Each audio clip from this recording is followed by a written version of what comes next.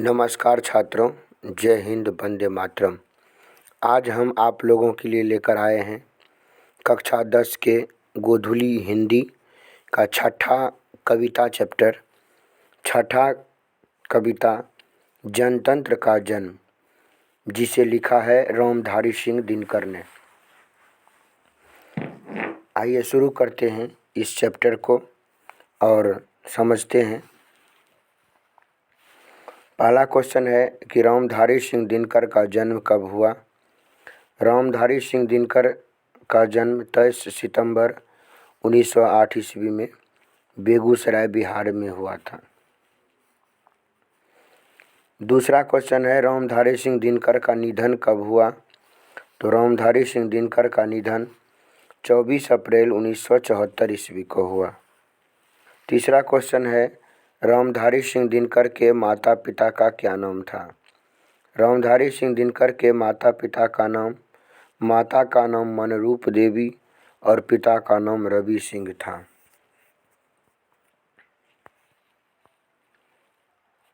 अगला question 4 number question है रामधारी सिंह दिनकर की प्रमुख कृतियाँ कौन कौन सी है। तो रामधारी सिंह दिनकर की प्रमुख कृतियाँ प्रणभंग, रेणुका, ओंकार, रसवंती, कुरुक्षेत्र, नीलकुसुम, उर्वशी, परशुराम की प्रतीक्षा, हारे को हरिनाम, मिट्टी की ओर, अर्धनारीश्वर, संस्कृति के 4 अध्याय, काव्य की भूमिका, वट पीपल, शुद्ध कविता की खोज और दिनकर की डायरी। ये सभी आपको रामधारी सिंह दिनकर की प्रमुख कृतियाँ हैं। 5वां क्वेश्चन है कि रामधारी सिंह दिनकर को कौन सी कृतियों पर साहित्य अकादमी पुरस्कार मिला। तो रामधारी सिंह दिनकर को संस्कृति के 4 अध्याय पर साहित्य अकादमी पुरस्कार मिला।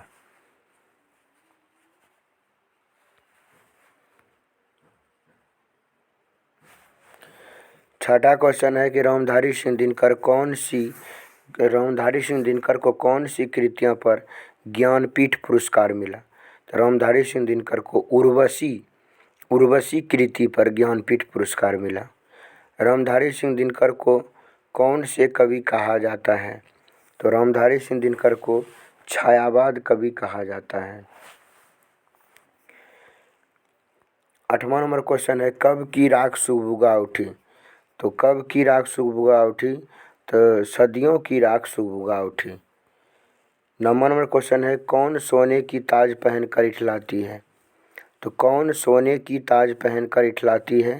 तो राजा सोने की ताज पहनकर इठलाती है। 10वां नंबर क्वेश्चन है दो राह समय के रथ का घर घर नाद सुनो, सिंहासन खाली करो कि जनता आती है। यह पंक्ति किस कविता से लिया गया है। यह पंक्ति जनतंत्र के जन्म कविता से लिया गया है। 11 नंबर क्वेश्चन है कि मिट्टी की अबोध मूर्ति किसे समझा जाता है। तो मिट्टी की अबोध मूर्ति किसे समझा जाता है। तो मिट्टी की अबोध मूर्ति जनता को समझा जाता है। 12 नंबर क्वेश्चन है जारे पाले की कसक सदा सहने वाले कौन हैं। तो जारे पाले की कसक सदा सहने वाले हैं जनता जारे पाले की कसक सहने वाले हैं। 13 नंबर क्वेश्चन है किसके अंग अंग को सांप चूस रहे थे। तो किसके अंग अंग को सांप चूस रहे थे। तो जनता के अंग अंग को सांप चूस रहे थे। 14 नंबर क्वेश्चन है कौन सचमुच में बहुत बड़ी वेदना को सहती है। तो कौन सचमुच में बहुत बड़ी वेदना को सहती है। तो जनता सचमुच में बहुत बड़ी वेदना को सहती है। 15 नंबर क्वेश्चन है सो ठीक है मगर इस पर जनमत क्या है और सो ठीक है मगर इस पर जनमत क्या है। इस पर जनता क्या कहती है, जनमत इस पर क्या कहती है। यह किसका पंक्ति है, उक्ति है। तो यह राजा की उक्ति है। जनतंत्र की जन्म 16 नंबर क्वेश्चन है कि राजा जनता को क्या समझता था।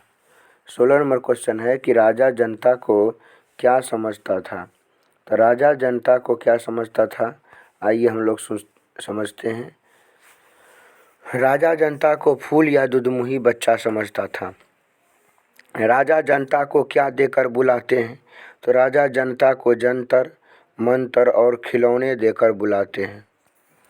18वां क्वेश्चन है कि जब जनता का गुस्सा से भौहें चढ़ जाती है तब क्या होता है? तो कहता है जब जनता की गुस्सा से भौहें चढ़ जाती है तब भूडोल और बवंडर उठते हैं।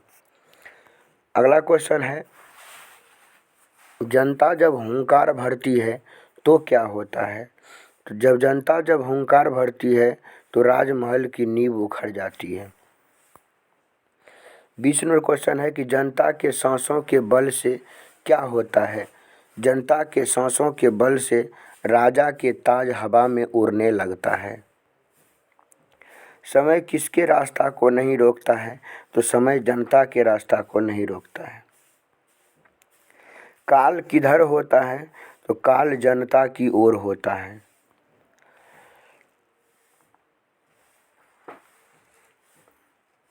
23वां क्वेश्चन है कि भारत की जनता कितने वर्षों का अंधकार को बिता लिया, यहाँ पर बिता लिया होता। भारत की जनता कितने वर्षों का अंधकार को बिता लिया? शताब्दी। 100 वर्षों के अंधकार को बिता लिया, शताब्दी। जनता जब आज़ादी की सपना देखती है तब क्या होता है? जब जनता आज़ादी की सपना देखती है तब आकाश के जो दरवाजे हैं वह दहक जाते हैं। सबसे विशाल जनतंत्र किस देश का है? तो सबसे विशाल जनतंत्र जो है वह भारत का है। भारत के कितनी जनता के लिए सिंहासन खाली करना है? तो भारत के 33 करोड़ जनता के लिए सिंहासन खाली करना है। अभिषेक किसका होगा? तो अभिषेक जनता का होगा। आज के देवता कौन हैं? तो आज के देवता किसान और मजदूर हैं। आज के देवता कहाँ मिलेंगे? आज के देवता सड़कों पर मिलेंगे। दंड देने के अधिकारी कौन हैं? दंड देने का अधिकारी किसान और खेत में काम करने वाले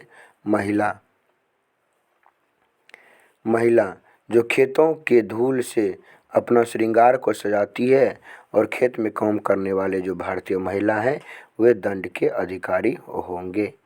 तो चलिए, दंड देने के अधिकारी होंगे। तो चलिए, ये 30 क्वेश्चन जो था आपके लिए बहुत ही वीवीआई और इम्पोर्टेंट भी था। इसलिए मैं आपसे आग्रह करना चाहता हूँ कि यदि आप हमारे चैनल पर नए हैं, हमारे चैनल को अवश्य सब्सक्राइब कर लीजिए, और इसके साथ साथ आप जो हैं इन वीडियो को ज़्यादा से ज़्यादा शेयर भी कीजिए। धन्यवाद।